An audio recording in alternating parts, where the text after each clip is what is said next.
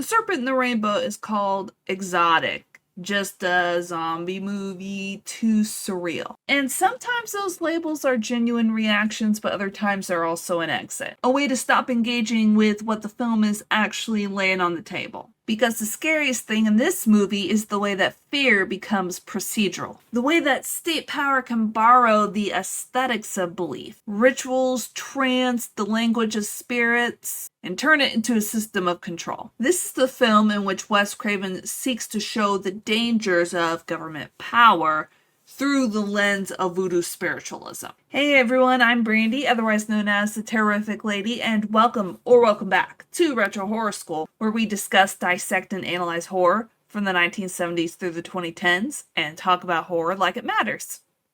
Because it does. If you want the extra watch notes, the behind the scenes process, and the extra things that don't always make it into the main videos, that is over on Patreon. And if you want a low friction way to support the channel month to month, YouTube memberships are open too. Links are in the description.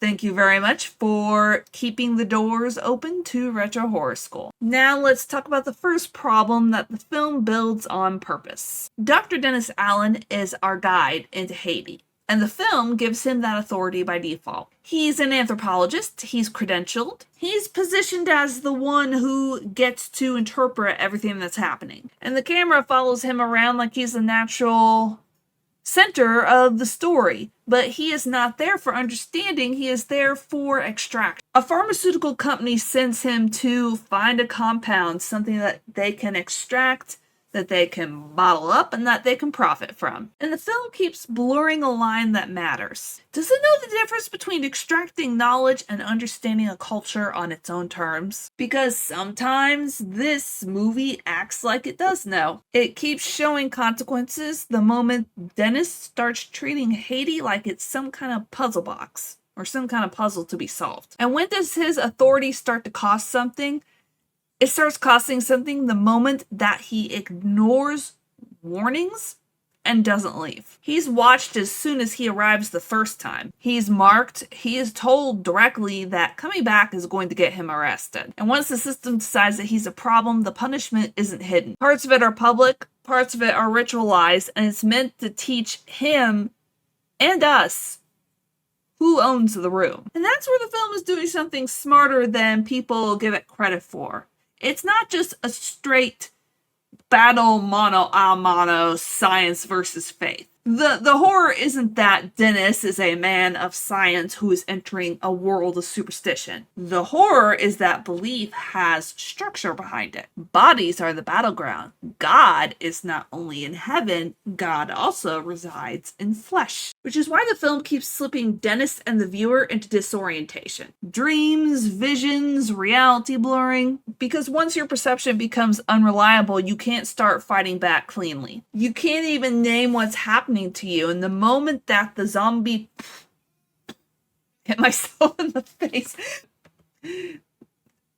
zombie powder hits someone's face. That unreliability is the point. Here's where the movie gets sharper than people expect, and also here's where it flinches. The political terror underneath this story was not invented. The Tonton Macoutes were a real paramilitary force tied to the Duvalier regime. They used terror, psychological terror, public terror, as a form of state power and control. So when the film gives us Petrod and the men around him, it's pulling from a documented structure, power that it doesn't even need to hide because it's the system. And the movie does know that at times. You can feel it in the way people move around in public spaces like they're being measured. You could feel it in how quickly threats become legal.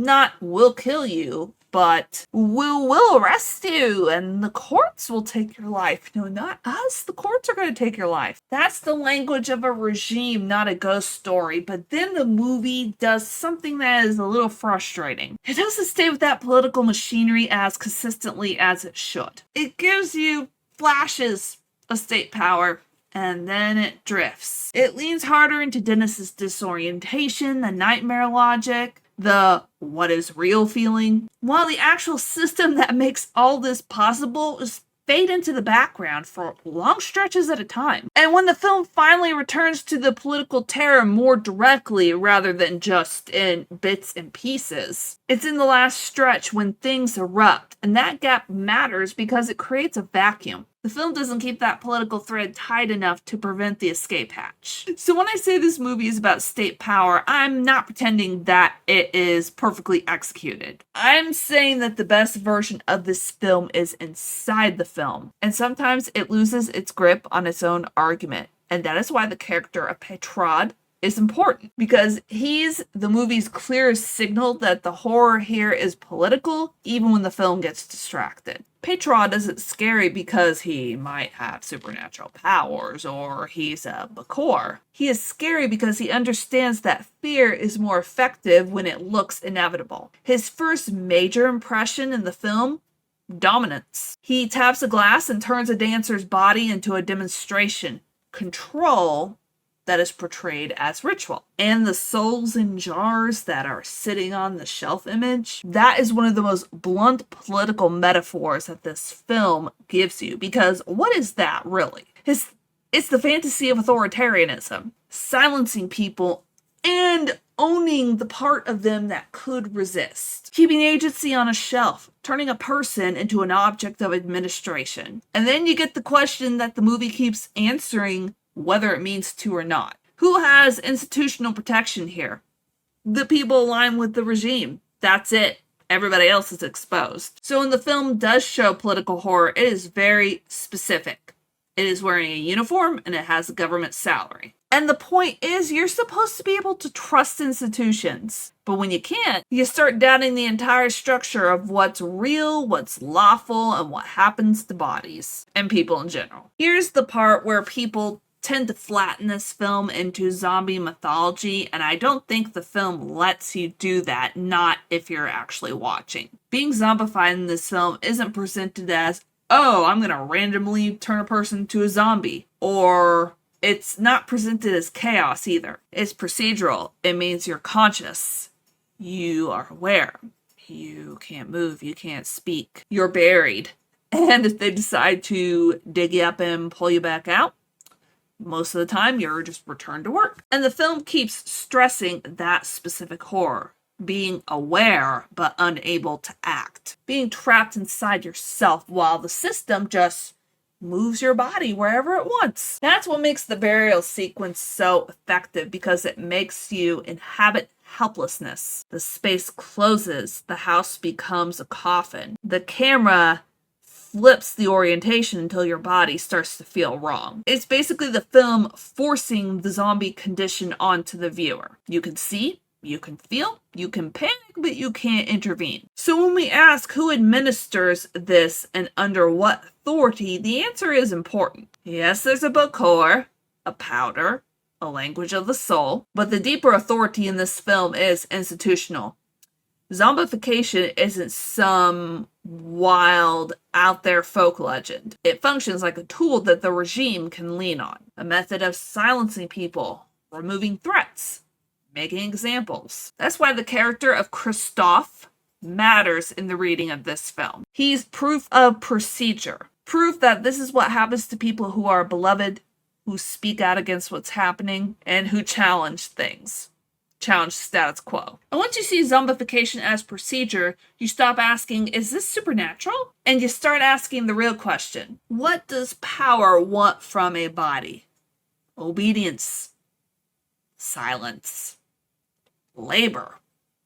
Public fear. And when you connect that back to Dennis, this is where the outsider lens becomes dangerous in a very specific way. Dennis doesn't just witness the horror, he steals from it. He takes the secret of the powder. He turns a system of terror into a resource. And if you want a very clean way to say what this movie is doing to him, the film punishes him every time he forgets the difference between learning and taking. Now we have to talk about the part that people want to turn into a final verdict. This is a Hollywood production made by a white American director about Haitian spiritual practice, filtered through a white American protagonist who arrives with authority and a corporate purpose. The source material itself has been criticized for its methodology. That tension doesn't go away just because the movie presents political commentary. So where does the film treat the Haitian culture and belief with seriousness? For the most part, it treats voodoo as a system, not a cheap jump scare gimmick. It repeatedly frames belief as embodied, communal, structured, something that can't be reduced to spooky decoration. It even includes specific touches that feels researched. The Virgin Mary Urzuli overlap, the way devotion and ritual are framed as living practice, and characters like Marielle Duchamp and Lucien Celine function as more than just props. They're positioned as people with knowledge. Where does it falter, though? It sometimes blurs voodoo spiritual practice with Hollywood-style black magic, and it leans into dream logic in a way that can feel aestheticizing. Like the film thinks Western audiences need hallucination and dream nightmare logic to understand what's happening. At times, it slips into the old trap where a culture becomes a mood board for an outsider's fear. So here's the key: we are not going to resolve that, because both things can be true at once. The film engages real political terror and exposes how state power uses fear. The film is told through an outsider lens, and that lens shapes a lot of things. What gets centered, what gets softened, what gets turned into spectacle. And this is the part I want you to track without letting yourself off the hook. When do legitimate criticisms about representation become a way to stop watching carefully?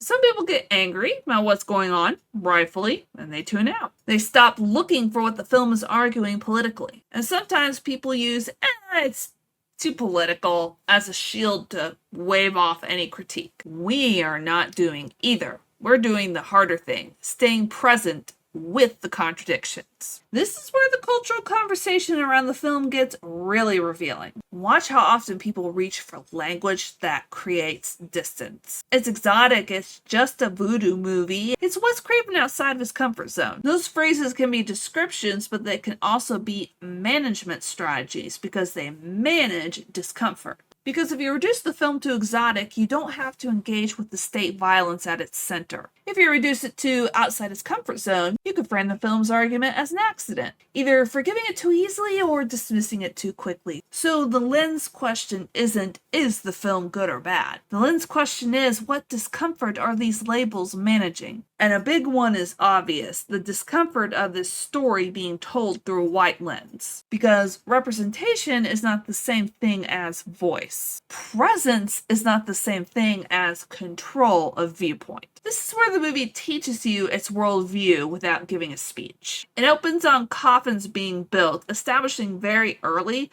that bodies are the site of conflict. Then it shows different relationships to the dead: burning, burying, ritual, procedure. It's telling you early, this is a story about what happens to bodies when systems claim the right to decide their status. Then Dennis sees Petrod, and the question is, who owns that room? Well, Petrod does, because he could turn a human being into a public object with just one small gesture, and nobody stops him. That's not fear of the unknown, that's fear of enforcement. The nail torture scene is the film briefly saying the quiet part out loud. Dennis is stripped, strapped, and tied and displayed on a chair. Power makes a lesson out of him. Then too late honestly, the political thread tightens again. You get the uprising. The camera moves toward the people. And for a moment, the film remembers that this story isn't only Dennis's education. So what kind of relationship does the Serpent and the Rainbow demand from the viewer? It positions you as an outsider, and then pressures you to recognize that outsiders can be dangerous. It's asking, what do you do when you don't control the rules? And by the end, the question that hangs isn't, what did Dennis find? It's, what did he learn and who paid for that education? Because the cost isn't abstract. People die. People are silenced. People are made into labor, and Dennis still walks away with something that he can take. That's the horror story inside the horror story. So if you only watch The Serpent and the Rainbow as exotic zombie horror, you miss the real monster, state power using fear as administration. The next video is going to focus on a Wes Craven film that everybody knows,